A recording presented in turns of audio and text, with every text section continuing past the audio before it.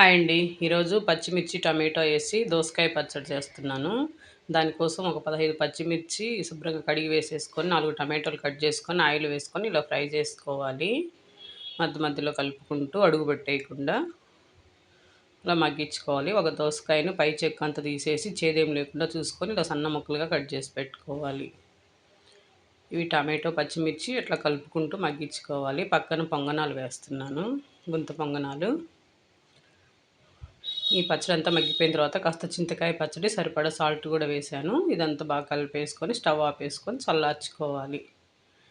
ఇప్పుడు మనము ఒక 4 వెల్లుల్లి వేసుకొని రోట్లో వేసి దంచే పని లేకుండా ఈజీగా ఇలా పప్పు గుత్తితోనే ఇలా బాగా మెదుపుకోవచ్చు. రోట్లో దంచినట్టుగానే వస్తుంది.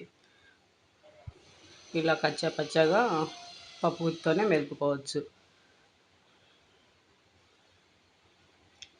మనం కట్ చేసి పెట్టుకున్న దోసకాయ ముక్కలన్నీ వేసేసుకొని బాగా కలుపుకోవాలి. ఇది అన్నంలోకి, జొన్న రొట్టెలోకి, రాగి సంగటిలోకి, దోసలోకి దేంట్లోకైనా చాలా బాగుంటుంది దోసకాయ పచ్చడి. దోసకాయ ముక్కలు వేసాం కదా, అన్నీ బాగా కలిపేసుకోవాలి. ఇట్లా పచ్చడి అంతా బాగా కలిపేసుకొని ఉప్పు సరిపోయిందో లేదో చూసుకొని, సరిపోతే మళ్ళీ మనం వేసుకోవచ్చు. ఇది ఈరోజు గుంత పొంగనాల్లోకి తిందామనేసి దోసకాయ పచ్చడి గుంత పొంగనాలు కూడా వేశాను.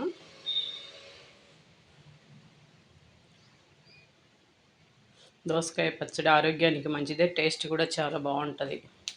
ఈ గుంత పొంగనాల్లో ఉల్లిపాయలు, పచ్చిమిర్చి, జీలకర్ర, పసుపు ఇవన్నీ వేసి చేసే దోసపిండితో చాలా బాగుంటాయి టేస్ట్ ఇవి.